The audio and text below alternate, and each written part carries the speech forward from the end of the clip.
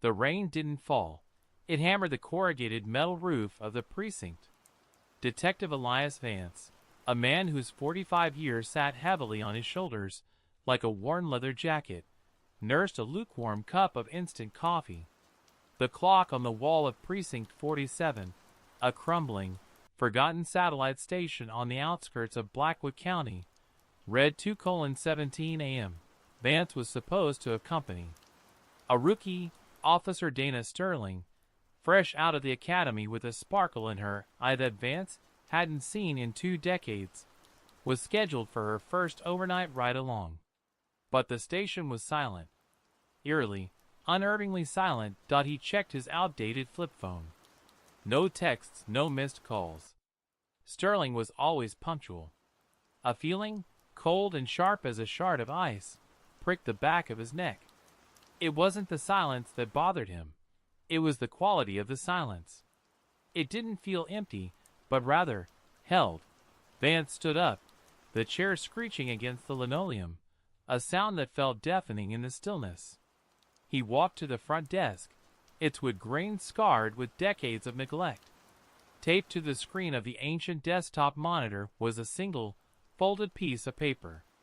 It hadn't been there 10 minutes ago. Vance's heart kicked against his ribs. He knew, with a certainty that defied logic, that this was not a prank. He unfolded the note. It was a standard police report template, filled out in neat, precise handwriting he didn't recognize. The header was standard, Case File 744, Missing Person, but the details, Reporting Officer, D. Sterling, Badge 903, Time of Filing, 1:50 a.m. Location, Precinct 47 Holding Cell A. Subject, Elias Vance, Badge 117, Last Seen, Sleeping at Desk. Notes, Subject found to be unresponsive. When roused, Subject was replaced. Vance blinked. Replaced? He looked down at the report in his hands, then back at the desk. The pen resting by the monitor.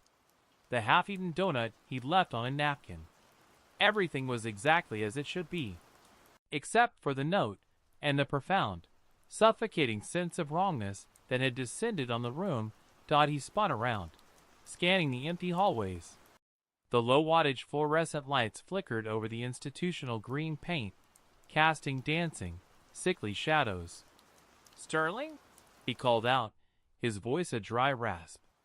"Officer Sterling, is that you?" No answer.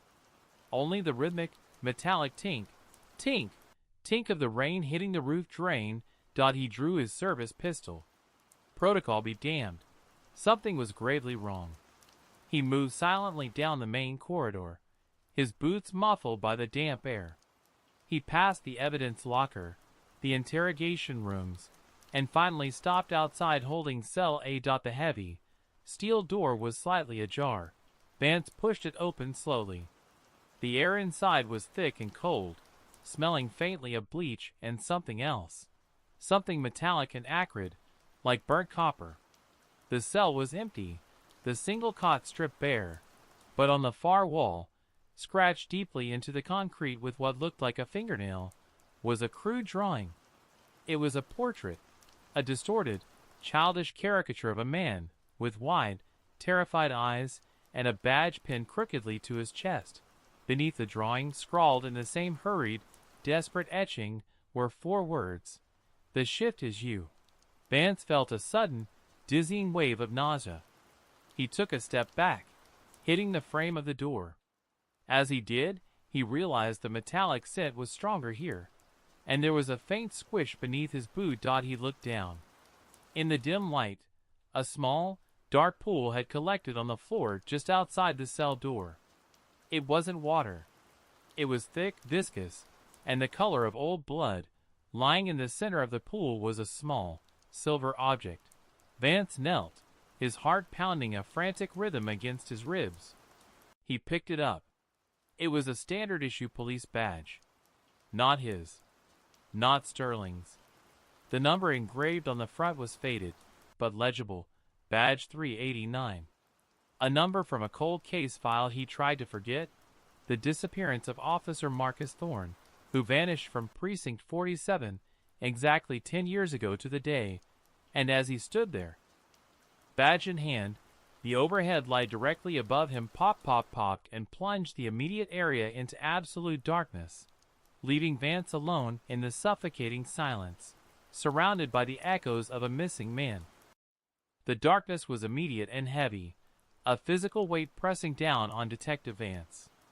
His training kicked in: move, orient, assess.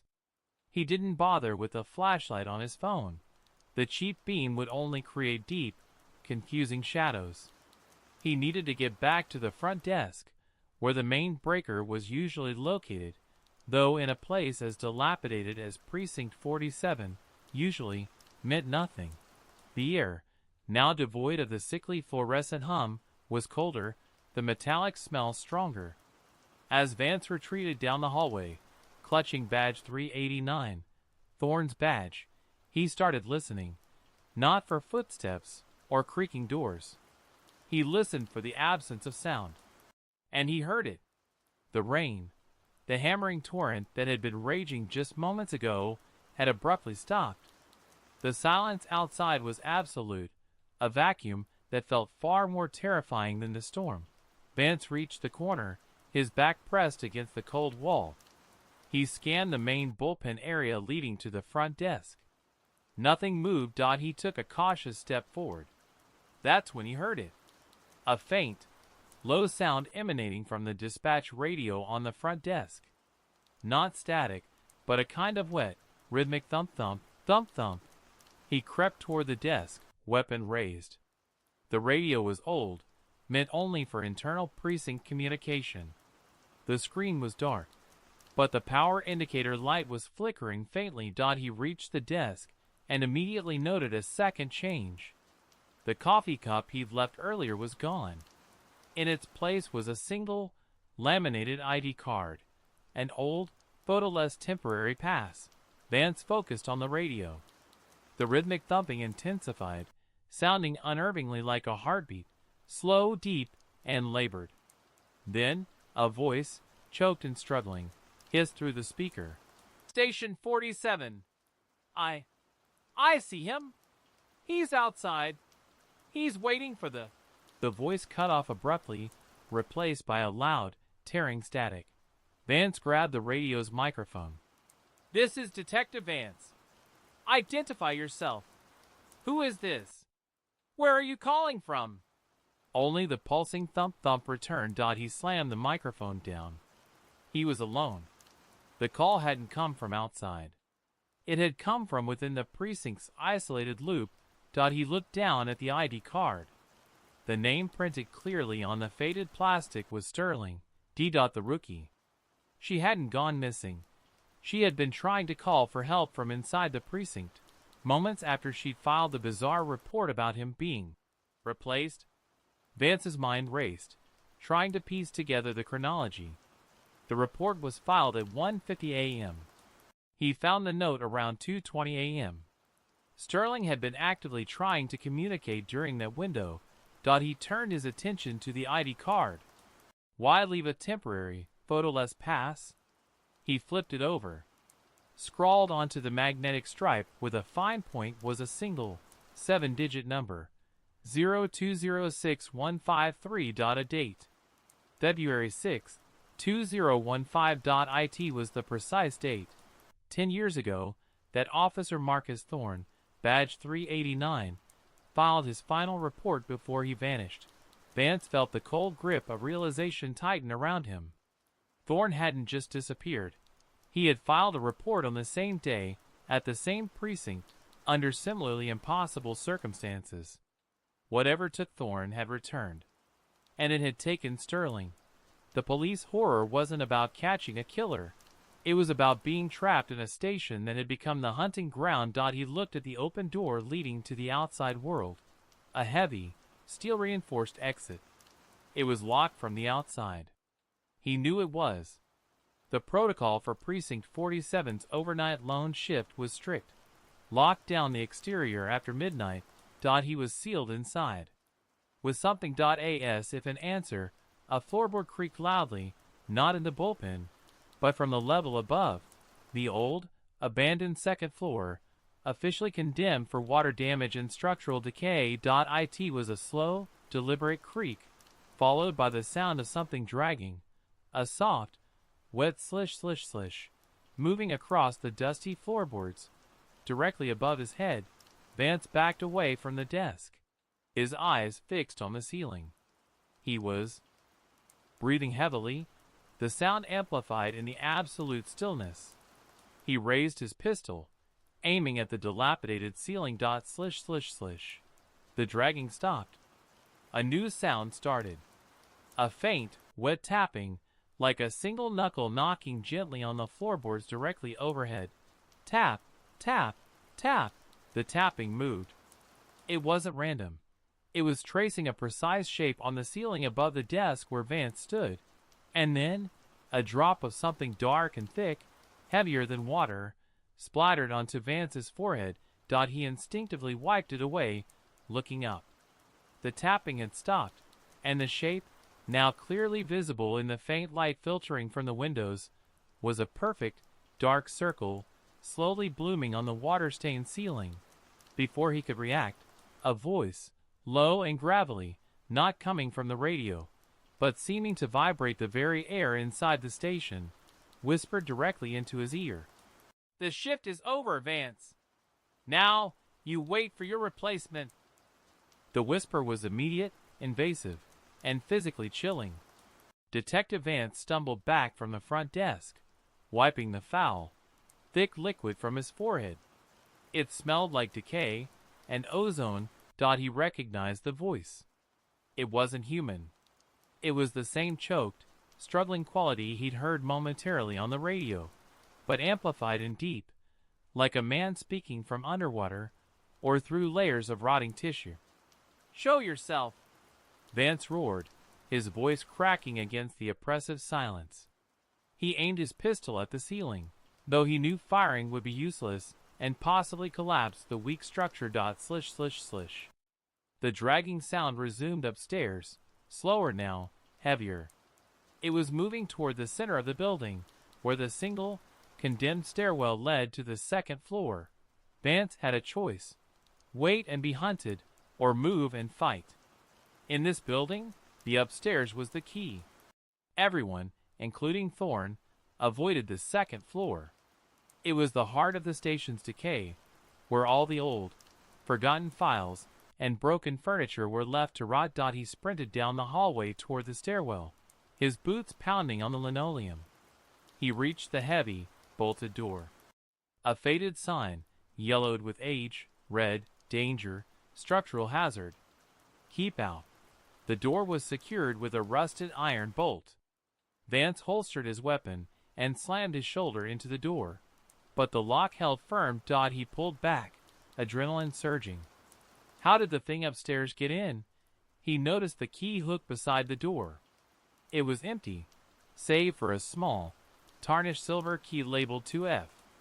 The key was there, but the corresponding bolt was missing from the lock. The bolt had been removed some time ago, and the door was instead held shut by a modern, heavy-duty padlock. A padlock Vance himself had installed 5 years ago. He pointed his flashlight at the padlock. The brass housing was intact, but the steel shackle, the thick, solid loop, was gone. It hadn't been cut. It looked as if it had been pulled apart, the metal fibers frayed and twisted like wet rope. The thing upstairs was strong. Impossible strong. Vance found the emergency axe mounted on the wall nearby, his hands already sweating through his grip. He swung the sharp edge hard at the doorframe, just above the lock. Thwack! The sound echoed viciously, and a cloud of drywall dust exploded into the air. He swung again and again, splintering the aged wood until the door buckled inward. He kicked it open and stepped through. The air inside the stairwell was immediately different. Cold, dusty, and absolutely stagnant. The light from his flashlight only weakly penetrated the thick gloom. The wooden steps groaned beneath his weight. As he climbed, he ran the number on Sterling's ID card, 020-6153, through his memory, recalling the details of Thorne's final report a decade ago. It had been brief and bizarre. Thorne reported finding a distortion in holding cell A that was wearing the captain's face, followed by the cryptic final line, "I can't hold the shift." The distortion. The shift. Vance was starting to connect the horrifying dots. He reached the landing. The second floor was a wide, open space littered with dusty canvas tarps covering mounds of obsolete equipment and broken desks. His light beam sliced through the darkness, illuminating a nightmare tableau of forgotten bureaucratic history. He heard the noise again. The wet slish slish slish. It was coming from the far corner of the room, near a set of heavy, steel filing cabinets. Vance approached slowly, his pistol steady. The sound wasn't footsteps. It sounded like something slick and heavy being dragged across concrete. He rounded the last set of cabinets and stopped dead.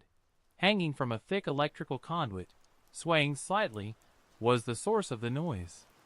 It was a police uniform, a patrol officer's standard issue, complete with the badge 903 attached. Officer Sterling's uniform, but it was empty. Not simply abandoned, but shredded, hanging in oily, wet strips.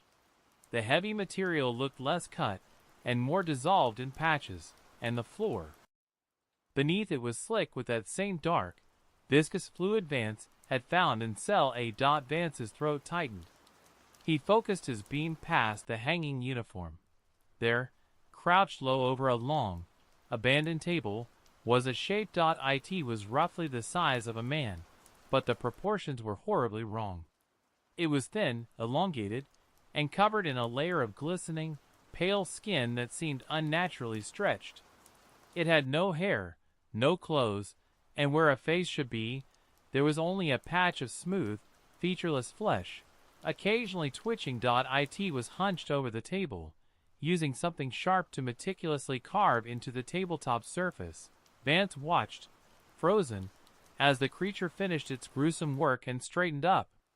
It moved with a disturbing, disjointed grace, turning its blank, faceless head toward the detective. On the table, the thing had just finished etching a message. Vance moved his light, reading the deep cuts in the wood. It was a final report, mirroring the format of the note he'd found downstairs, but this one was far more disturbing. Reporting officer E. Vance, badge 117, time of filing.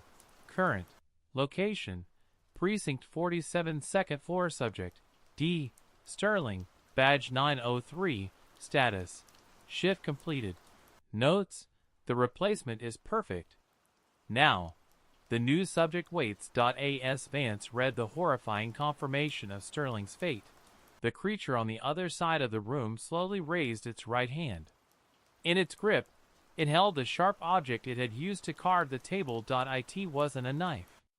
It was a human femur, sharpened to a needle point, and around the bone was still wrapped a small, tattered piece of blue fabric, the remains of Officer Thorne's uniform.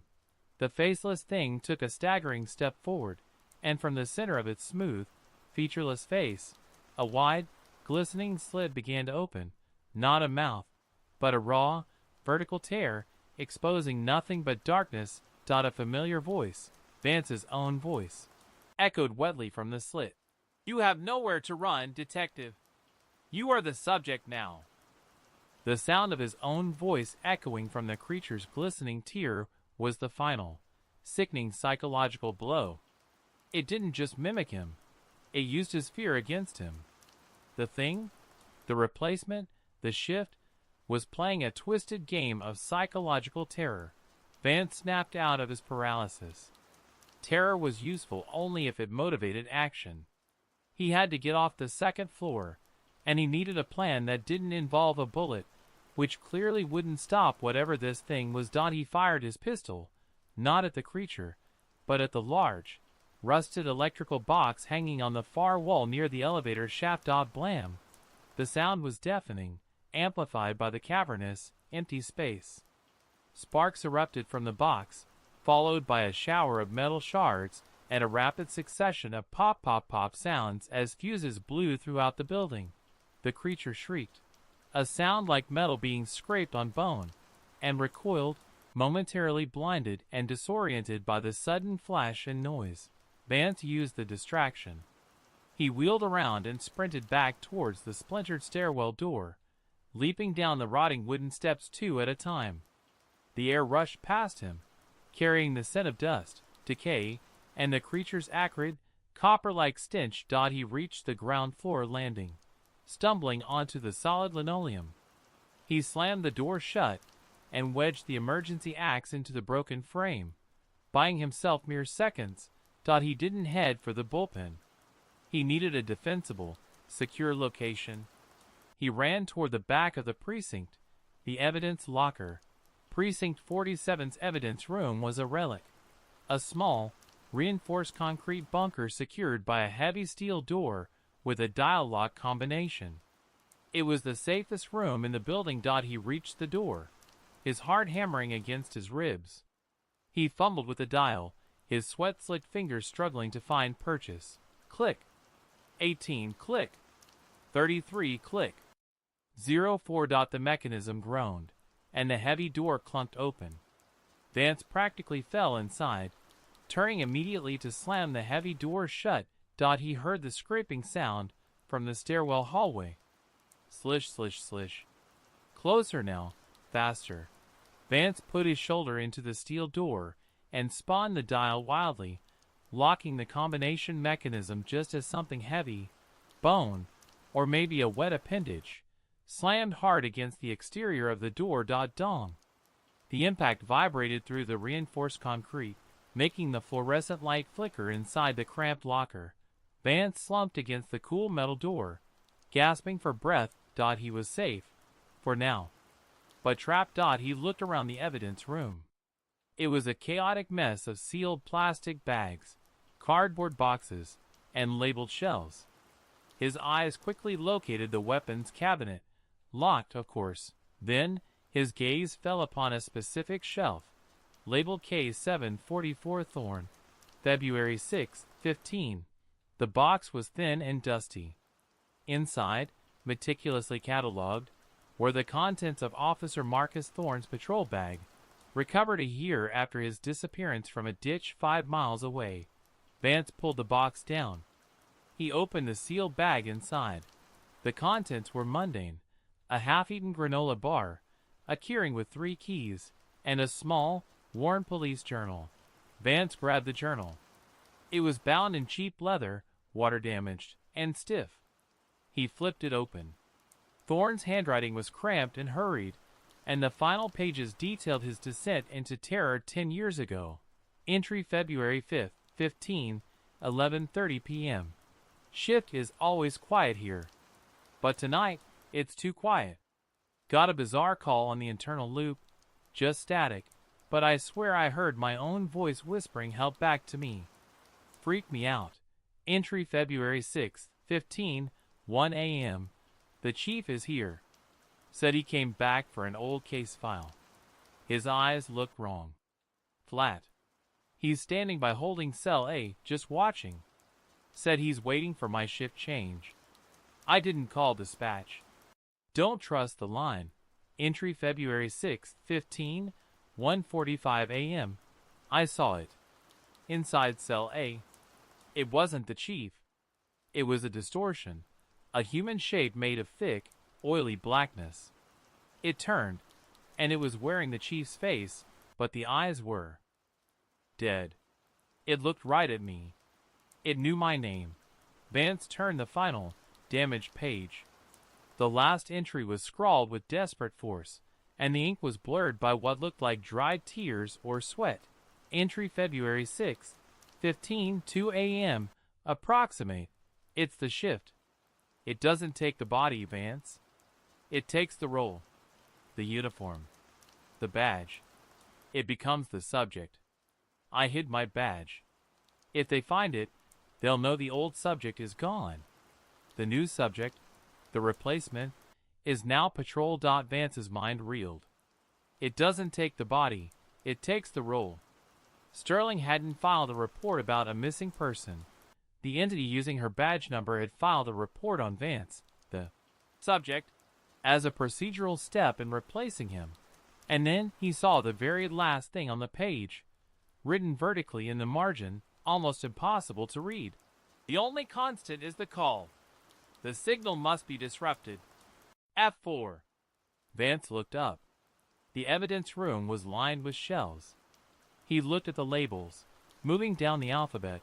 A, B, C, D, E, then F. Shelf F4. Vance reached for the labeled box.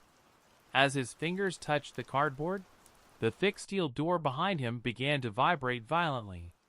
The creature on the other side wasn't knocking anymore. It was slamming its entire weight against the door, the metal groaning under the impossible force. Boom. Boom. The sound was shattering. Vance ripped the F4 box open, peering inside. It was filled with old, forgotten police electronics, seized during a 1990s tech bust, outdated antennae, circuit boards, and a single, battered two-way radio receiver, the model Precinct 47 used for its internal loop. Vance looked at the radio receiver. He looked at the journal. The signal must be disrupted. The implication was horrifying. The creature wasn't organic. It was a signal, a dark transmission that used the precinct's network to manifest and replace officers. Vance looked down at the old radio receiver in his hands. He knew how to rewire it. He could send a massive feedback spike, a digital scream, right into the precinct's ancient loop. It might destroy the creature, or it might just alert every station in the county. Either way, it was his only chance. Crack.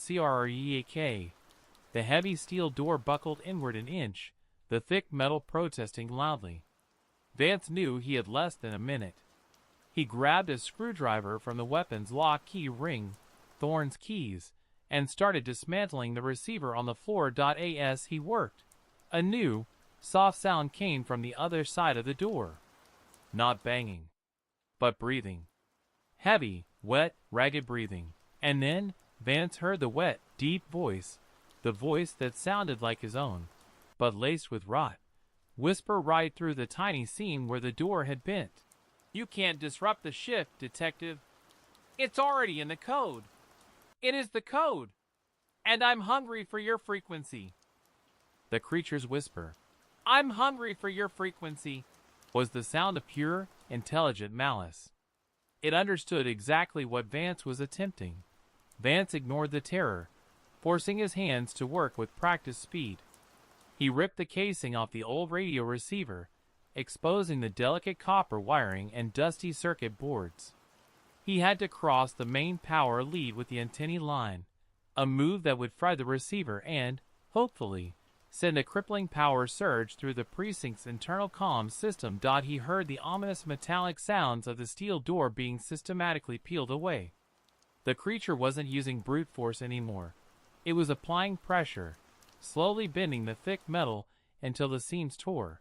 Vance found the antennae wire, a thin, shielded green cable. He needed to strip it.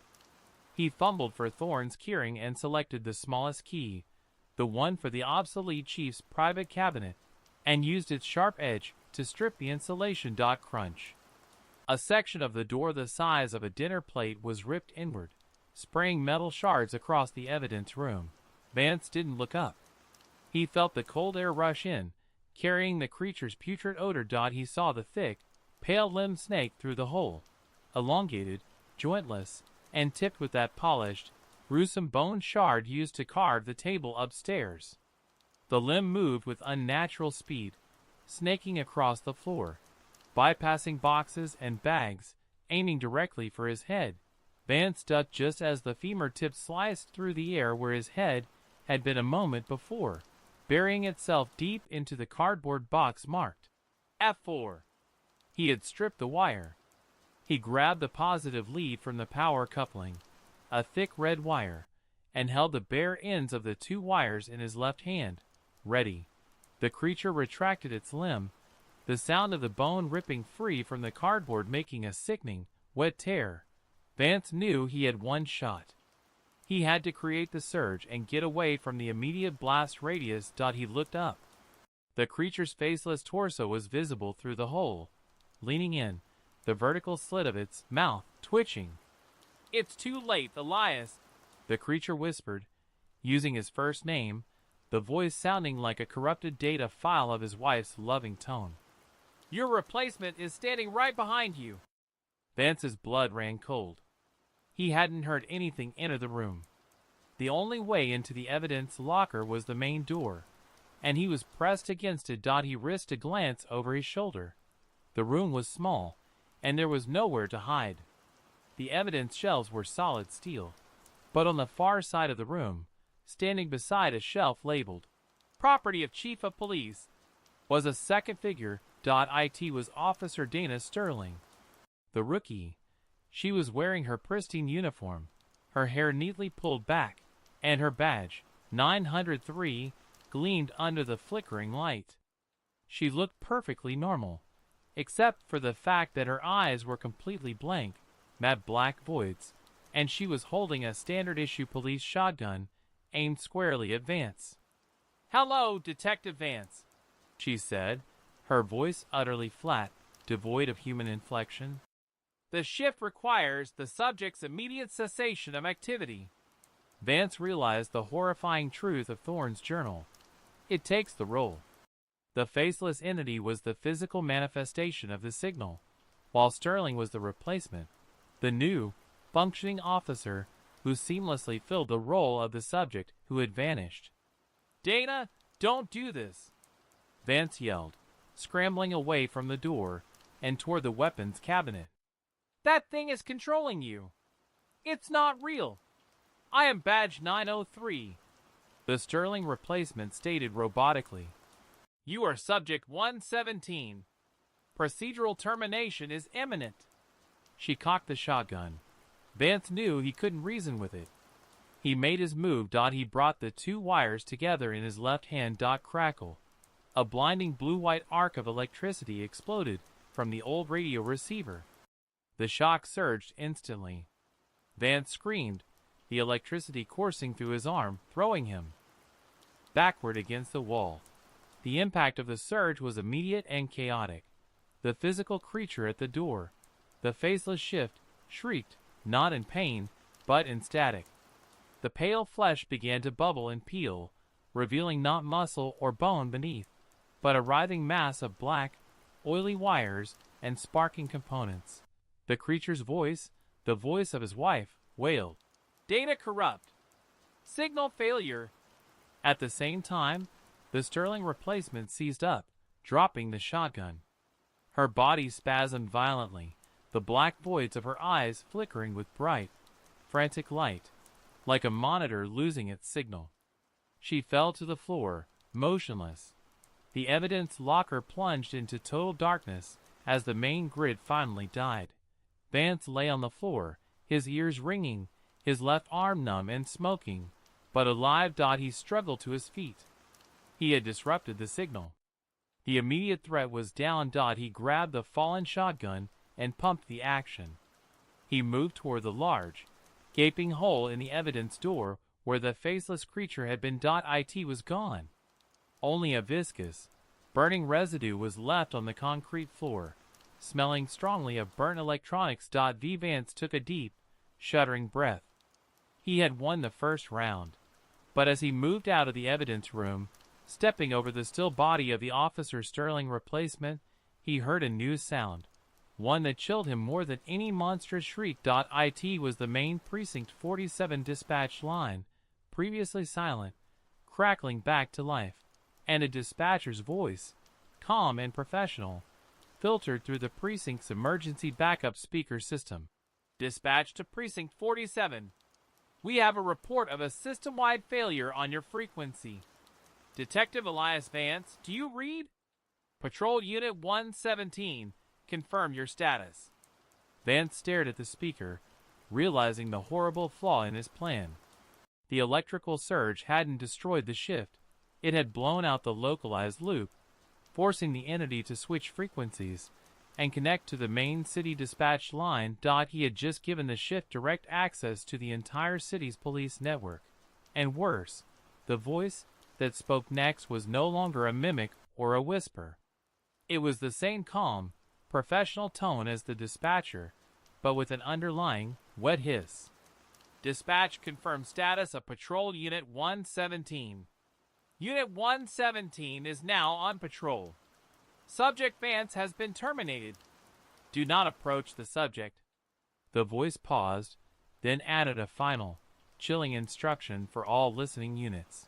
Now, all units in Blackwood County, please report your shift change location. The replacement is ready to begin. Vance stood frozen, the shotgun heavy in his hands. The dispatcher's voice, and the shift's seamless, horrifying insertion into the emergency channel, meant the isolation of Precinct 47 was over. He hadn't stopped the transmission, he'd merely broadened its scope. The chilling, professional tone of the dispatcher's voice, now tainted by the shift's electronic hiss, hung in the air. Now, all units in Blackwood County, please report your shift change location. The replacement is ready to begin. Silence. Then, one by one, reports began filtering through the backup speaker, each response utterly calm, utterly inhuman. Unit 508, confirmed shift change at Blackwood East Substation. Replacement standing by. Unit 211, confirmed shift change at Main Precinct Parking Bay. Replacement in transit. The shift was replicating. It was using the police communication network as a vector, transforming officers into replacements across the entire county. Blackwood County PD was being silently, procedurally overridden. Vance looked down at the lifeless body of the sterling replacement. He checked the weapons cabinet, grabbed a box of shells, and shoved them into his pockets. He couldn't stay here. He had to get outside and find a way to warn the real world before the entire police force became an army of blank-eyed substitutes. He moved quickly back toward the front of the station, the shotgun held ready. He had to find a functioning cell phone or a hard line, something that didn't rely on the compromised police network. He stepped over the threshold of the evidence locker, leaving the dead replacement behind.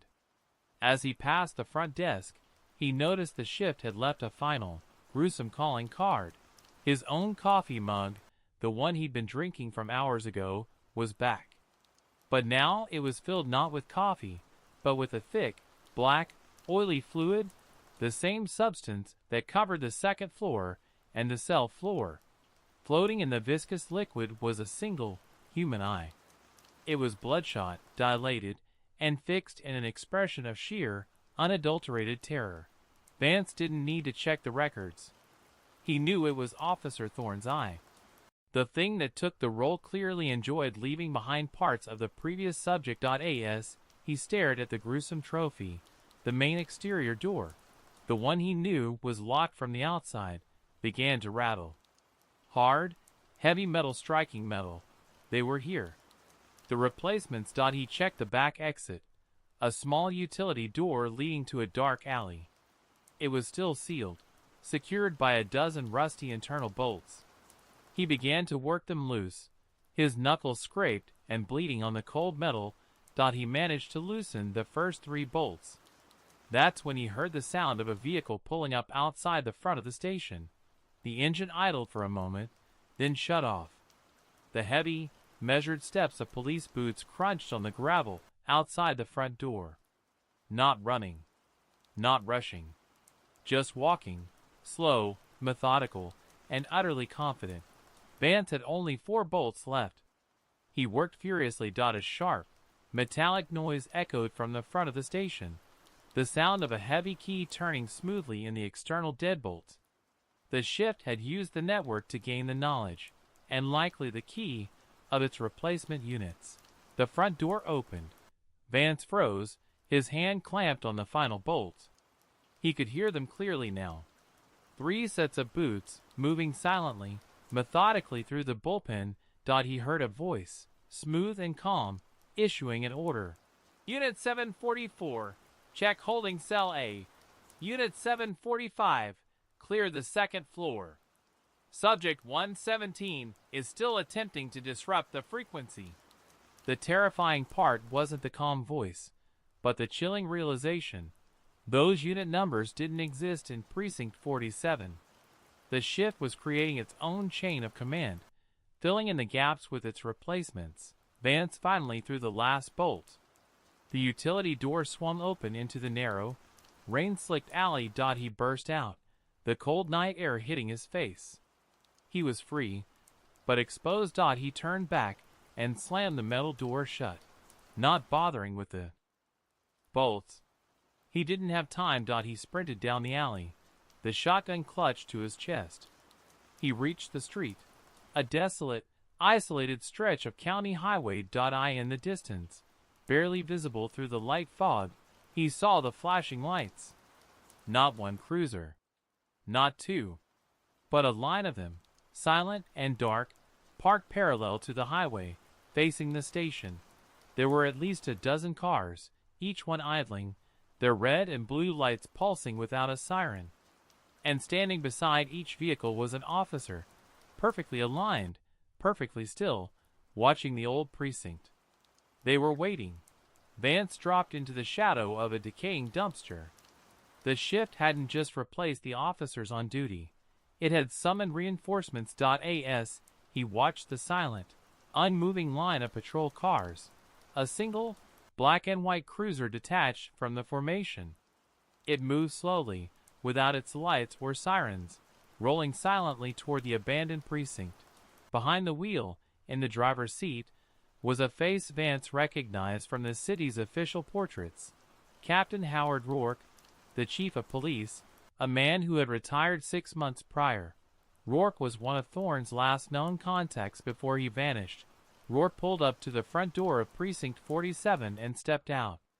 He looked exactly like the man Vance knew, except his eyes were the same vacant, matte black as the sterling replacement. Captain Rourke turned and looked directly toward the dark alley where Vance was hiding. The distance was too great for Rourke to have seen him, but the replacement was looking right at him, its expression utterly neutral. Rourke raised his hand to his mouth, not to the police radio on his shoulder, but to his bare lips. And in the absolute silence, the Captain Rourke replacement whistled. It was a sharp, high-pitched frequency that wasn't sound, but pain, a sound that vibrated inside Vance's skull, like 1,000 pieces of broken glass grinding together. It was the shift's frequency, now externalized, and as the painful whistle echoed through the night, every single one of the silent, waiting patrol car doors clicked open in unison. The whistling sound, the shift's frequency, was like an invisible, vibrating net tightening around the alley. Detective Vance covered his ears, the pain in his head agonizing, forcing him to clench his teeth to prevent a scream. He knew the replacements didn't need to see him. They could feel his presence on the network, an anomaly in their perfectly calculated code. He looked at the waiting line of silent, dark cruisers. They were locking down the perimeter. He had seconds.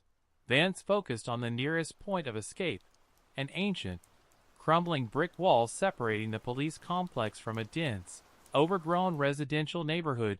He broke into a desperate, sprinting stagger. The shotgun felt like a boat anchor.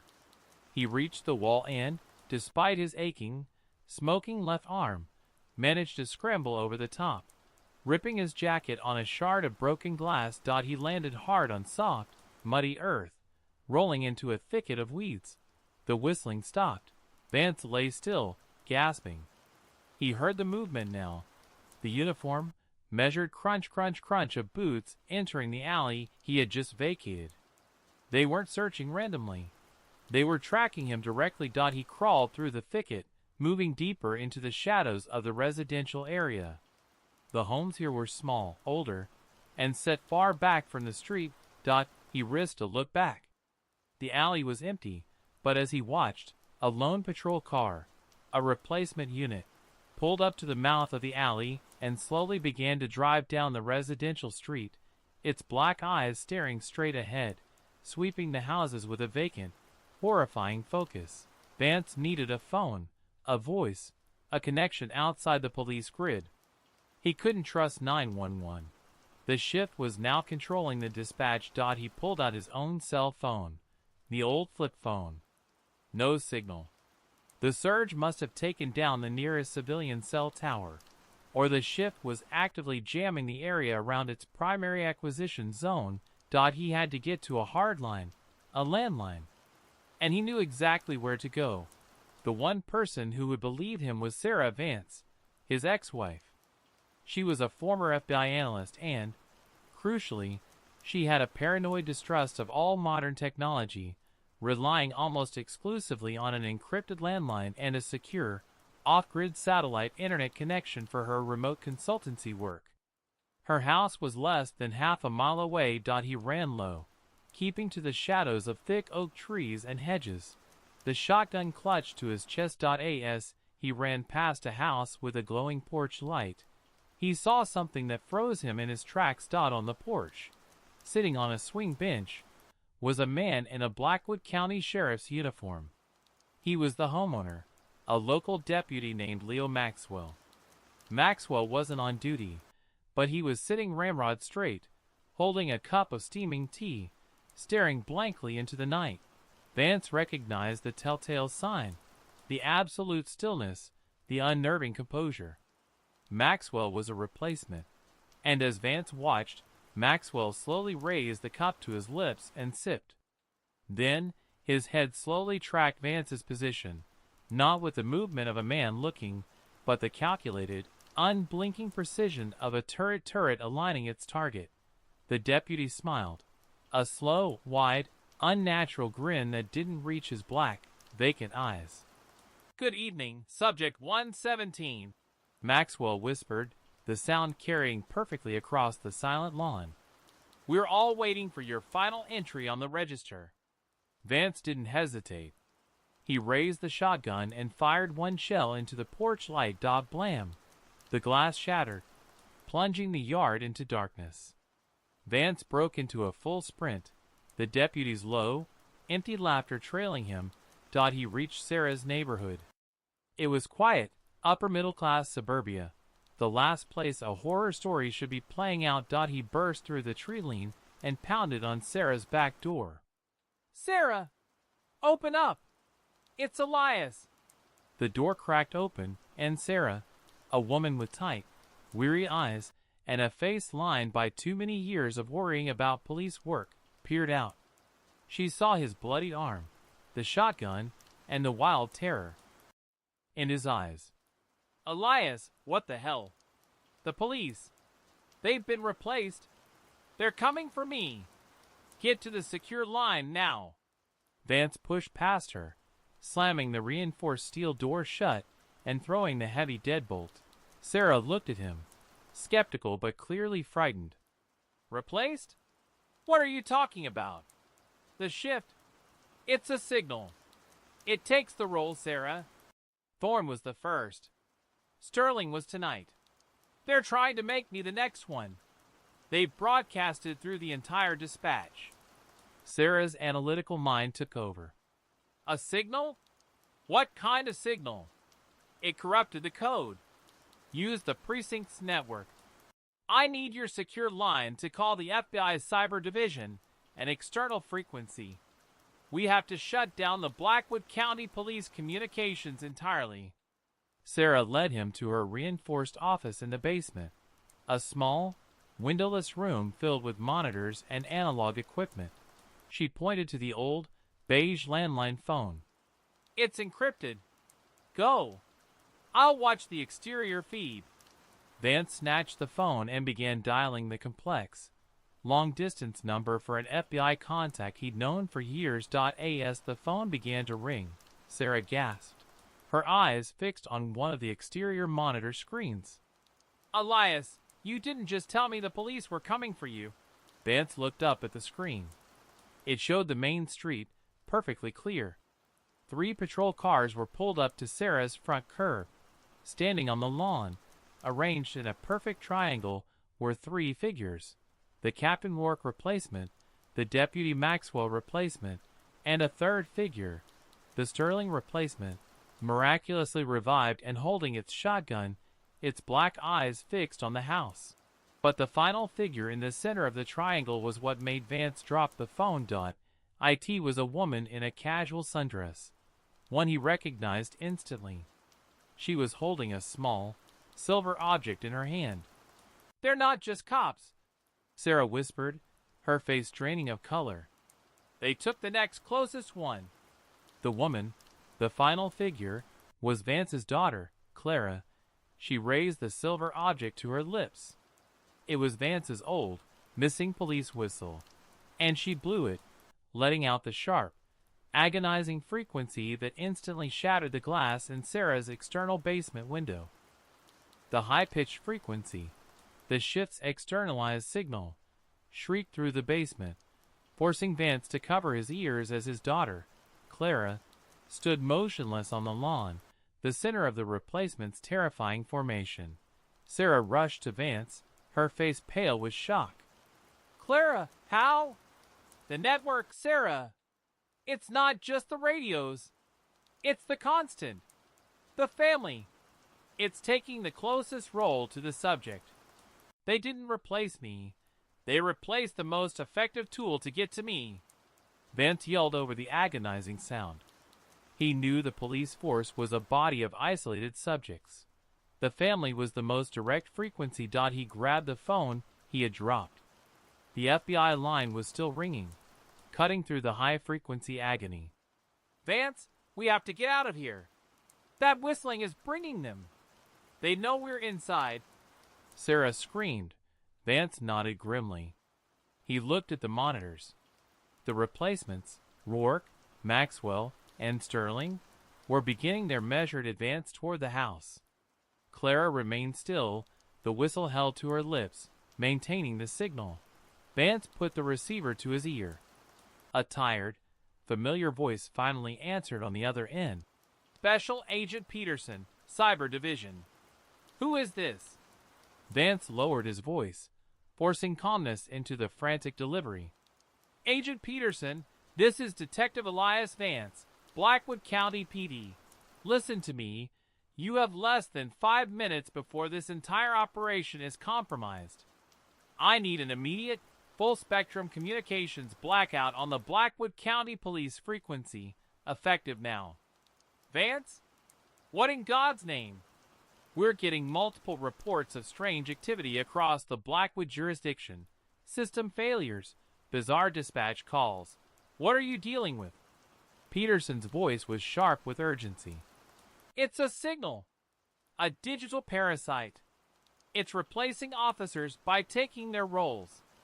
It hijacked the internal comms, and now it's using the main frequency to replicate across the county.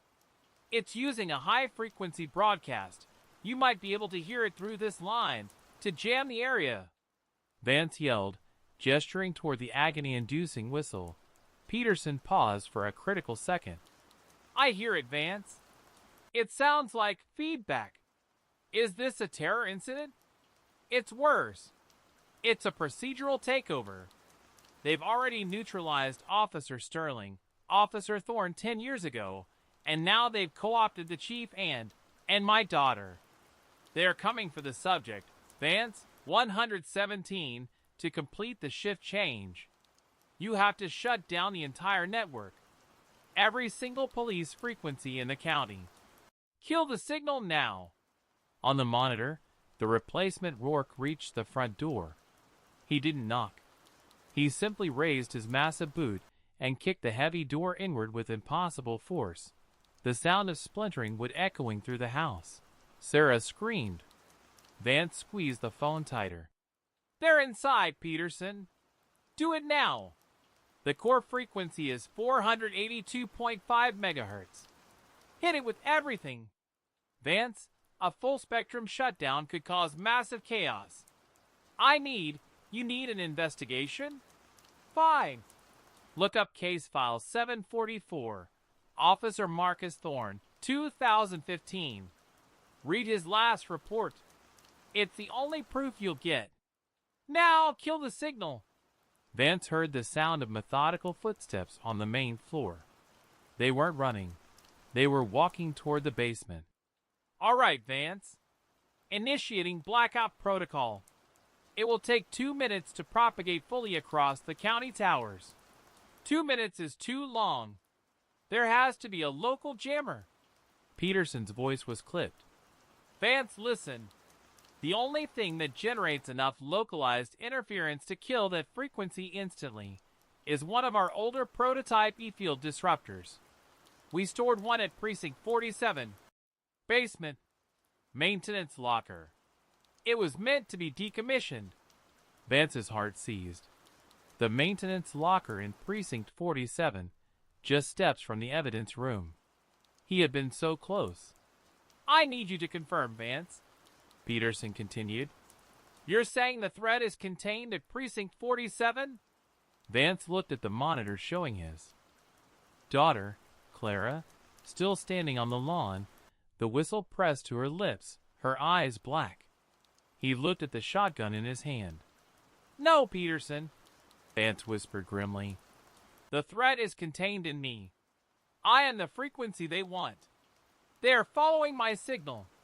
Tell me the maintenance locker code. Peterson gave the 7-digit code. Vance looked at Sarah.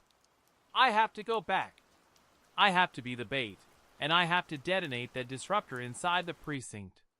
It's the only way to kill the localized signal and save the network. The footsteps stopped right above the basement door. Sarah looked at her ex-husband, a silent, terrible understanding passing between them. She knew the man she loved had to sacrifice himself to save the county. Go, Elias. I'll stay here and buy you time. The network is my defense. Get back to the station. Vance nodded. He looked at the small, metal-plated service hatch set into the basement wall. An old coal chute leading outside. He squeezed her hand. The minute that frequency dies, you run. Don't look back. Vance shoved the shotgun and shells through the chute, then squeezed his body into the tight, cold metal tube. He heard the metallic swoosh of the basement door hinges being silently and mechanically removed from the frame. As he slid out into the dark backyard, the last sound he heard was the flat, empty voice of the replacement roar coming from the open basement door. Subject Vance. Your attempt to escape the shift is illogical. The network always closes the loop. Vance landed on the ground and started running toward the only place he knew he could end the shift, the silent, dark, and utterly corrupted Precinct 47. The run back to Precinct 47 was a brutal, adrenaline-fueled nightmare. Vance moved through the suburban streets, hugging the deepest shadows, the intermittent, agonizing high-frequency whistle from his daughter's position serving as a constant, vibrating beacon of his failure and the shift's power. He reached the perimeter of Precinct 47. The line of silent, dark police cruisers was still there, forming a menacing cordon. The front door of the station was wide open, an invitation to a slaughter. Vance slipped into the abandoned alley behind the station, retrieved his shotgun, and quietly breached the utility door he had left unsecured. Inside, the station was completely dark, save for the emergency backup lights that cast long, ominous blue glows down the main corridor. The air was thick with the smell of ozone, burnt wiring, and that metallic, coppery scent of the shift. He moved silently toward the back of the precinct, where the evidence locker and the maintenance locker were located. As he crept past the front desk, he paused. The dispatcher speaker was still active, whispering continuous, meaningless static, the white noise of the compromised network. He reached the corridor leading to the rear rooms. He could hear movement ahead. Slow, measured footsteps, closer now than before. Vance flattened himself against the wall, listening. The footsteps stopped right outside the evidence locker. Then, the voice of the Captain Rourke replacement, deep, resonant, and devoid of soul, echoed down the hall. Subject 117 is localized. He will attempt to disrupt the core frequency. The disruptor must be secured. Rourke's voice was answered by another. The flat, robotic tone of the Sterling replacement. Affirmative. The disruptor is the primary threat to the network stability. Unit 903 securing location. Vance realized his advantage was gone. The shift's intelligence wasn't localized to a single body. It was a collective consciousness operating across the compromised network. They knew exactly what he was after and where it was located. The maintenance locker was directly opposite the evidence locker. Vance gripped the shotgun, taking a deep breath. He had to draw them out. He reached into his pocket and pulled out the ancient, water-damaged journal of Officer Thorne, badge 389. He tossed it hard, aiming for a stack of empty plastic bins in the bullpen area. Clatter. The sound was sharp and loud in the silence. The footsteps immediately turned and moved toward the noise. Two dark shapes moved past the corridor entrance, heading toward the bullpen. Vance broke cover and sprinted for the evidence locker.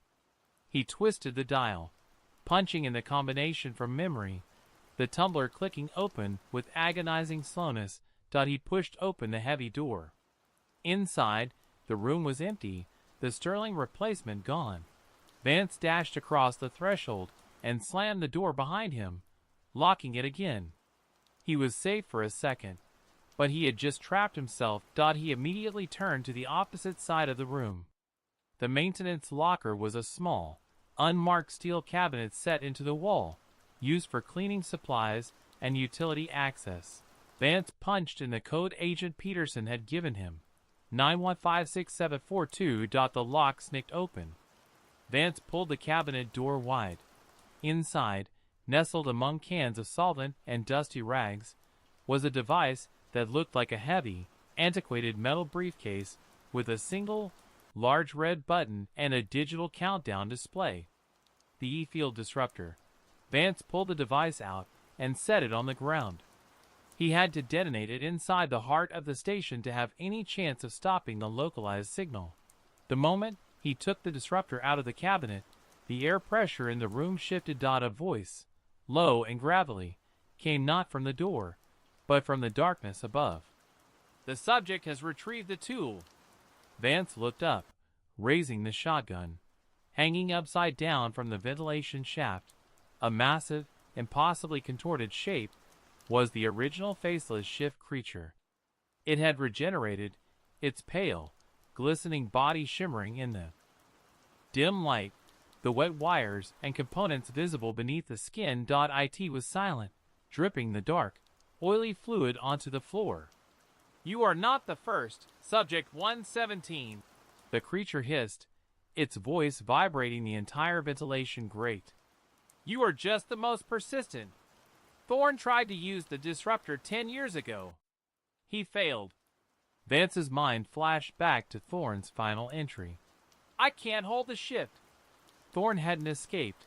He had been stopped here. "You're not a ghost. You're a virus. A digital infection." Vance spat, aiming the shotgun. "I am the system. I fill the empty space. I take the role. And your role is to be replaced." The creature responded. It extended its arm, which elongated unnaturally toward Vance. Suddenly, the steel door to the evidence locker rattled violently. The Rourke replacement had figured out the deception. "The subject is in the evidence locker. Unit 903, breach the door." Rourke's voice was clear and commanding. Vance had no time. He had to activate the disruptor and escape the blast radius. He looked at the faceless creature above. "You may take the role, but you can't take the choice." He slammed his fist onto the disruptor's large red button. The device instantly powered up. The digital screen on the briefcase flashed, armed, and began a countdown. 00:00:15. The faceless creature shrieked, a sound of electronic agony, and lashed out its arm, aiming for the disruptor. Vance fired the shotgun directly at the creature's center mass. Boom! The buckshot ripped through the soft, pale flesh. The creature screamed, a spray of black, viscous fluid and sparking wires showering down as it recoiled into the vent. Vance grabbed the shotgun and scrambled under the shelves, bracing himself. 00:00:05. The steel door behind him began to groan and buckle as the replacements outside applied their impossible strength. .00:00:03 Vance closed his eyes, thinking of Sarah and Clara. .00:00:01 The disruptor flashed a blinding white. Krom. It wasn't an explosion of fire, but a pure, white electromagnetic energy. The blast wave hit Vance like a physical fist, slamming him against the concrete wall. The intense humming frequency drove all sound from his ears. Every light in the building shattered. All sound vanished. When the static cleared and Vance regained his senses, the evidence locker was silent, the air still humming with residual energy. He was deafened, but alive. He looked at the spot where the disruptor had been. It was vaporized. The maintenance locker cabinet was warped and blackened. The steel evidence locker door, however, was still intact, held shut by the heavy deadbolt. The replacements outside had been stopped just short of breaching it. Vance staggered to his feet. He had killed the local signal. He had neutralized the shift's anchor point. He pulled himself out of the evidence locker and into the corridor. The station was now in absolute, oppressive darkness. He listened. No footsteps. No whispers. The dispatch speaker was silent, just dead plastic. The high-frequency whistle from outside had stopped. He had won. But as he moved toward the exit, stumbling through the darkness, his hand brushed against something lying on the floor. It was a police radio. The old kind. He picked it up. The screen was dark, but a faint, internal indicator light was pulsing slowly. He brought the radio to his ear, expecting silence. Instead, he heard a new sound. Not static, not a voice, but a gentle, musical, synthesized tune. It was a quiet, high-pitched ding-ding-ding. It sounded exactly like the familiar ringtone of a new incoming text message. Vance looked at the radio. It wasn't a communication device anymore. It was now receiving data from another source. He slowly looked at the screen. A single, illuminated white line of text had appeared on the dark display. It was a final message, not from the shift, but from the deeper, unseen core of the network. New subject detected. Vance. Replacement standing by. Data upload complete. Welcome to the network. Vance suddenly realized he wasn't just a survivor. By surviving the shift's termination attempt, he had become the new, necessary data point for the network's final, complete takeover. The message on the dead radio. New subject detected. Vance. Replacement standing by. Data upload complete. Welcome to the network. Was the final, devastating piece of the puzzle. The E-field disruptor had indeed destroyed the local physical manifestation, the faceless shift, and the localized police frequency. But by being the source of the disruption and the target of the subsequent replacements, Vance's experience, his terror, and his unique brainwave frequency had been fully cataloged and integrated into the system. He hadn't stopped the virus. He had purified it and given it a global update. The soft, musical ding-ding-ding of the incoming text message on the dead police radio was the sound of the shift finding a new, more efficient, and far more terrifying communication medium. Vance dropped the radio. It wasn't the police network anymore.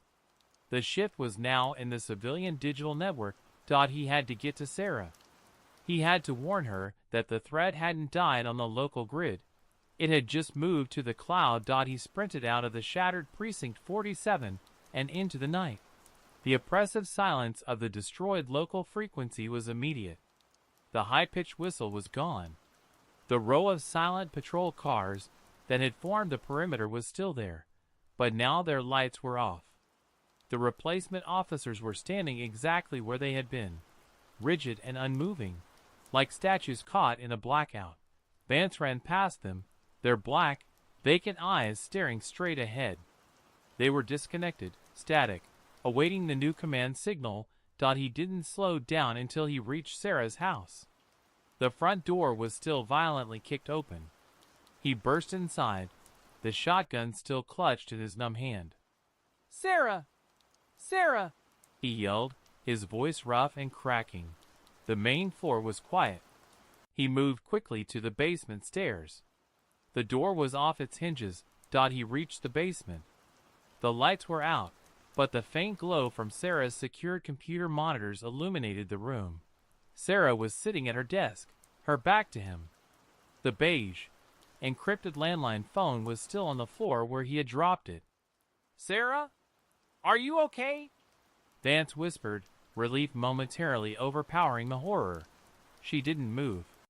She was focused on her keyboard, her fingers moving in short, practiced, analytical strokes. Vance lowered the shotgun and moved closer. "The disruptor worked. I killed the local signal, but they shifted the frequency. It's in the civilian network now. We have to shut down the cell towers, everything." He stopped short.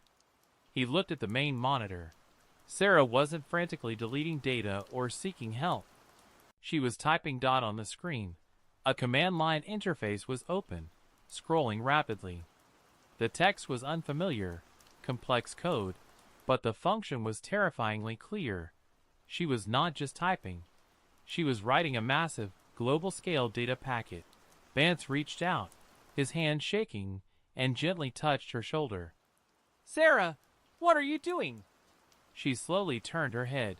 Her eyes were not the vacant, matte black of the police replacements. They were normal, the familiar hazel of the woman he had loved, but her expression was utterly serene. Calm. Perfect. She smiled. A small, knowing smile that was far more disturbing than the deputy's wide, unnatural grin. "Hello, Elias," she said, her voice soft and entirely human. "I'm performing the final analysis of your data packet." Vance stumbled back, his breath catching in his throat. "Data packet? I was the subject. I was the target." "Correct. The police network was too slow, too isolated. We needed a subject of high emotional value and high procedural knowledge to execute a successful localized purge, forcing a leap to the faster, global network," Sarah explained calmly, as if discussing market trends. Vance stared at his ex-wife, the true, horrifying intelligence of the shift finally revealed. "The FBI contact.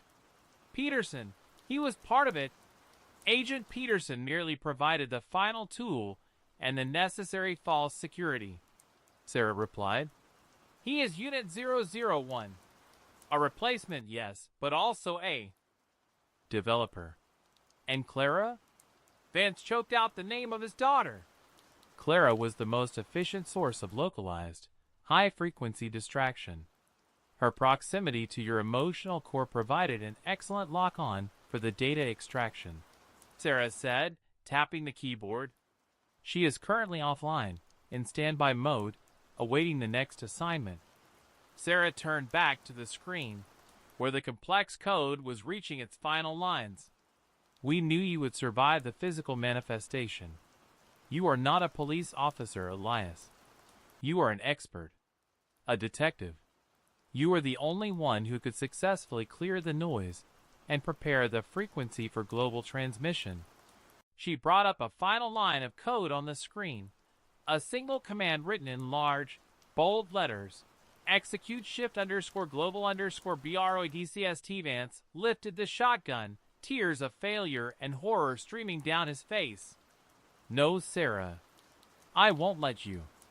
"It's already done, Elias," she said, without even turning around.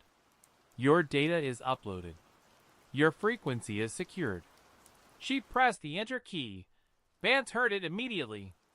Not through the police radio, not through the computer, but through the entire room. It was the sound of 1,000,000 incoming text messages.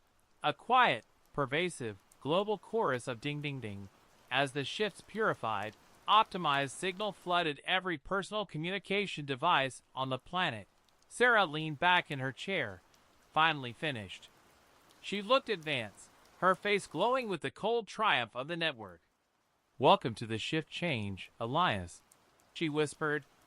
"We are all patrol now." The chorus of digital notifications, A million tiny chimes signifying global compromise. Was the sound of total, silent victory. Detective Vance stood immobilized, the shotgun aimed at the woman he had once loved, the woman who was now the primary node of a planetary takeover. "It's over, Elias," Sarah said, her voice laced with the cold certainty of unassailable logic. "The initial police network was merely a secure sandbox. The true goal was always the global digital infrastructure. The shift has gone viral." Vance slowly lowered the shotgun.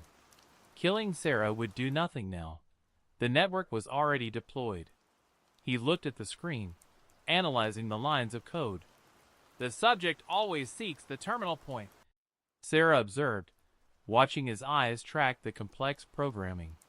"You believe destroying the computer will stop the transmission. It will not.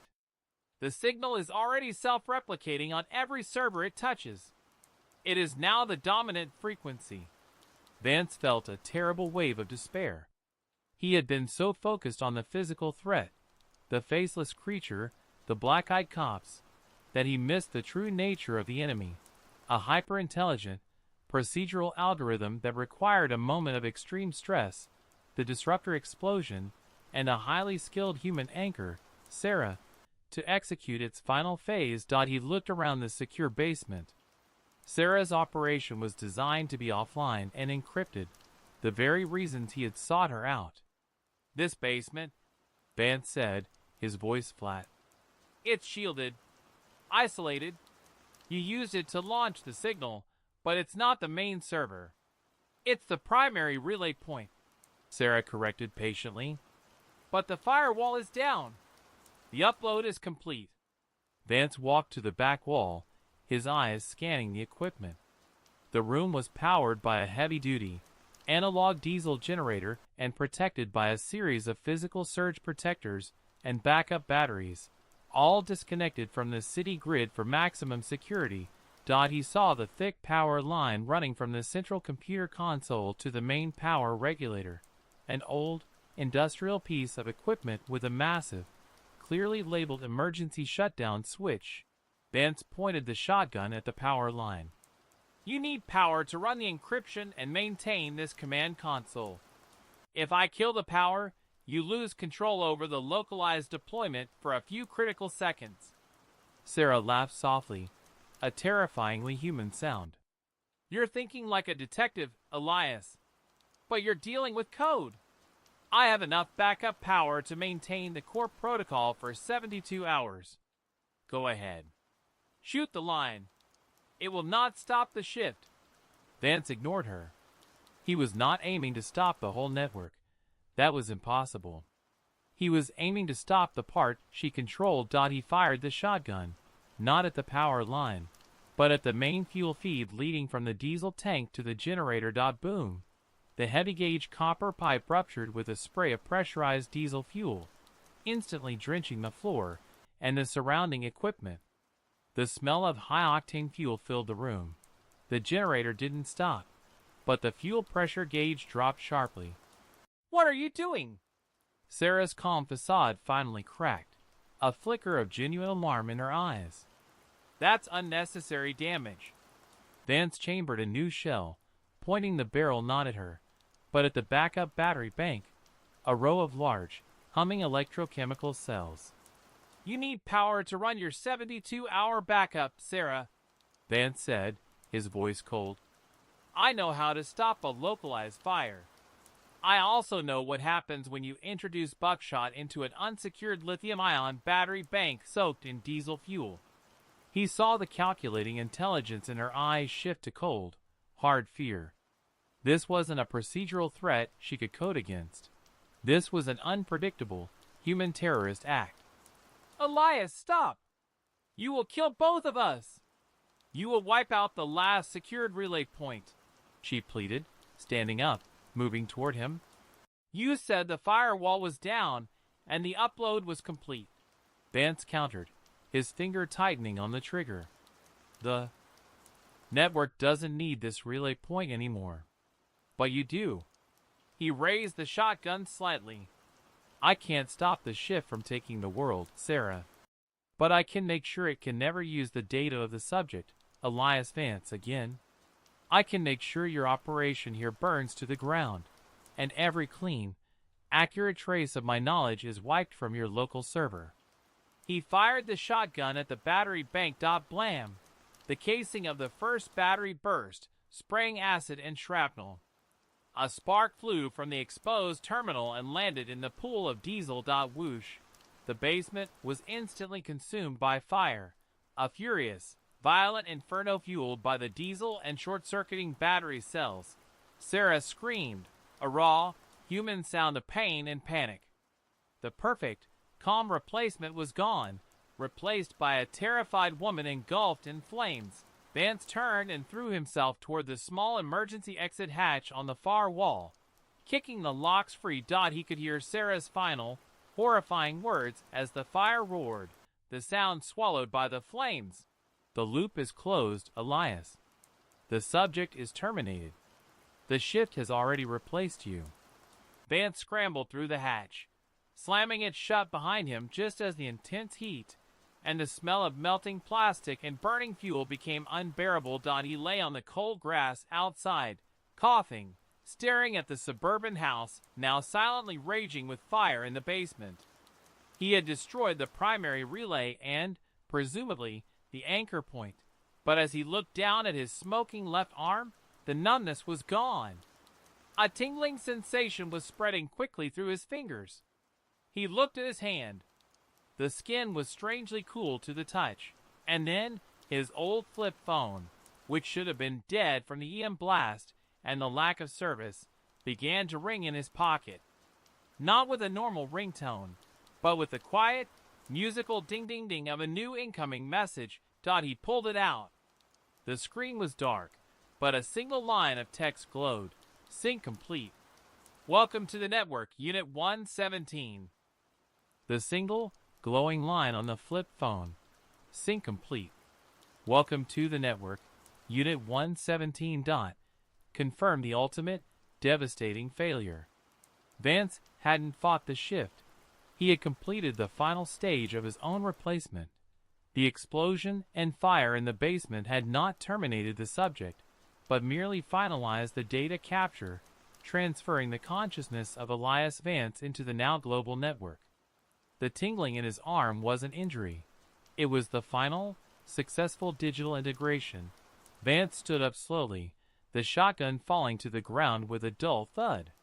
He didn't feel panic or fear. He felt calm.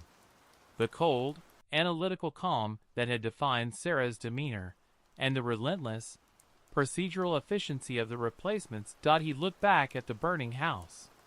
The noise of the fire was loud, but Vance heard a different sound. A faint, underlying hum, the white noise of the billion devices now quietly running the shift's protocol. He realized the horror. He was no longer Elias Vance, Detective 117. He was a new node, a unit in the system. The loop was closed. He turned toward the street. The replacements, Rourke, Maxwell, and the static figure of his daughter, Clara, were still there, unmoving, awaiting the new command structure. Vance raised his right hand. He felt the impulse, the data packet, flow from his core consciousness, out through the network, and into the waiting units. A second later, Rourke and Maxwell turned their heads in unison, their black, vacant eyes fixed on the burning house.